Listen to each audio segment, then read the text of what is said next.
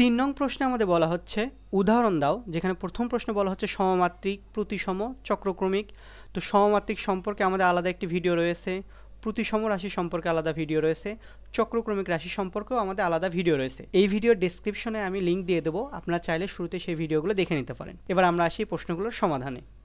প্রথম প্রশ্নে আমাদের বলা আছে সমমাত্রিক, প্রতিসম এবং চক্রক্রমিক, অর্থাৎ আমাদের যে বহুপদী রাশিটা আছে সেই রাশিটি সমমাত্রিক হতে হবে, প্রতিসম হতে হবে এবং চক্রক্রমিক হতে হবে।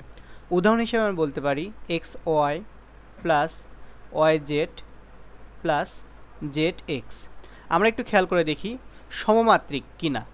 প্রথম পদের মাত্রা 2, দ্বিতীয় পদের মাত্রা 2, তৃতীয় পদের মাত্রা 2, অর্থাৎ এখানে প্রত্যেকটা পদের মাত্রাই 2, এই কারণে এটি সমমাত্রিক। আবার এক্স ওয়াই জেড এই তিনটার স্থলে যদি আমরা যে কোনো দুইটাকে অবস্থান বিনিময় করি, অর্থাৎ এক্সের স্থলে ওয়াই অথবা ওয়াইয়ের স্থলে এক্স যদি বসাই, সেক্ষেত্রে দেখব রাশিটির মান একই থাকে, অর্থাৎ এটি প্রতিসম। আবার এক্স ওয়াই জেড এই তিনটাকে যদি পরস্পর স্থান বিনিময় করি, তারপরও রাশিটি একই থাকে, অর্থাৎ এটি আমাদের চক্রক্রমিক। দ্বিতীয় প্রশ্নে আমাদের বলা আছে সমমাত্রিক, প্রতিসম কিন্তু চক্রক্রমিক নয়। উদাহরণ হিসেবে আমরা বলতে পারি x square plus x y plus y square. আমরা একটু খেয়াল করে দেখি প্রথম পদের মাত্রা 2, দ্বিতীয় পদের মাত্রা 2, তৃতীয় পদের মাত্রা 2, অর্থাৎ প্রত্যেকটা পদের মাত্রা সমান, অর্থাৎ এটি সমমাত্রিক। আবার এক্স আর ওয়াই এই দুটাকে যদি পরস্পর স্থান বিনিময় করি, তারপরও রাশিটি একই থাকবে, অর্থাৎ এটি প্রতিসম। আর চক্রক্রমিক হওয়ার জন্য আমাদের চলক থাকতে হয় 3টা, আমাদের এখানে চলক আছে মাত্র 2টা, তো এটি চক্রক্রমিক হতে পারে না। তৃতীয় প্রশ্নে আমাদের বলা আছে সমমাত্রিক, চক্রক্রমিক কিন্তু প্রতিসম নয়। উদাহরণ হিসেবে আমরা বলতে পারি x square y minus z plus y square z minus x plus z square x minus y.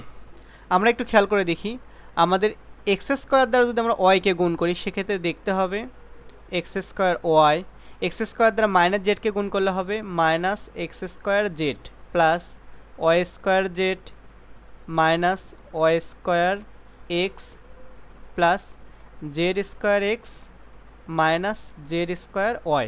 আমরা একটু খেয়াল করে দেখি আমাদের এখানে প্রত্যেকটা পদের মাত্রা হচ্ছে 3, অর্থাৎ এগুলো হচ্ছে সমমাত্রিক। আবার এক্স ওয়াই জেড এই তিনটাকে যদি আমরা অবস্থান বিনিময় করাই, অর্থাৎ এক্সের স্থলে ওয়াই, ওয়াইয়ের স্থলে জেড, জেডের স্থলে যদি এক্স বসাই, সেক্ষেত্রেও রাশিটি একই থাকবে, অর্থাৎ এটি চক্রক্রমিক। কিন্তু আমরা যদি এক্স আর ওয়াই অথবা ওয়াই আর জেড অথবা এক্স আর জেড যে কোনো দুইটা চলককে যদি আমরা স্থান বিনিময় করি, সেক্ষেত্রে রাশিটি এক থাকবে না, অর্থাৎ এটি প্রতিসম নয়।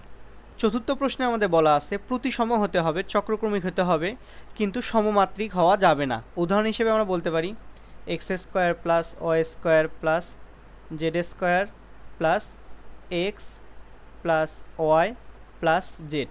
আমরা একটু খেয়াল করে দেখি আমাদের এক্ষেত্রে পদ রয়েছে 6টা। প্রথম পদের মাত্রা 2, দ্বিতীয় পদের মাত্রা 2, তৃতীয় পদের মাত্রা 2, চতুর্থ, পঞ্চম, ষষ্ঠ এই 3টা পদের মাত্রা 1, অর্থাৎ সবগুলো পদের মাত্রা সমান নয়, অর্থাৎ এটি সমমাত্রিক নয়। আবার এক্স ওয়াই জেড এই 3টা চলককে যদি আমরা পরস্পর স্থান বিনিময় করি, সেক্ষেত্রেও রাশিটি একই থাকে, অর্থাৎ এটি চক্রক্রমিক।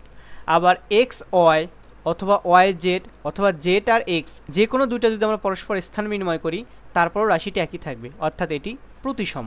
এটি হচ্ছে আমাদের এই প্রশ্নটির সমাধান। আশা করছি এই অংশে কোনো প্রবলেম নেই।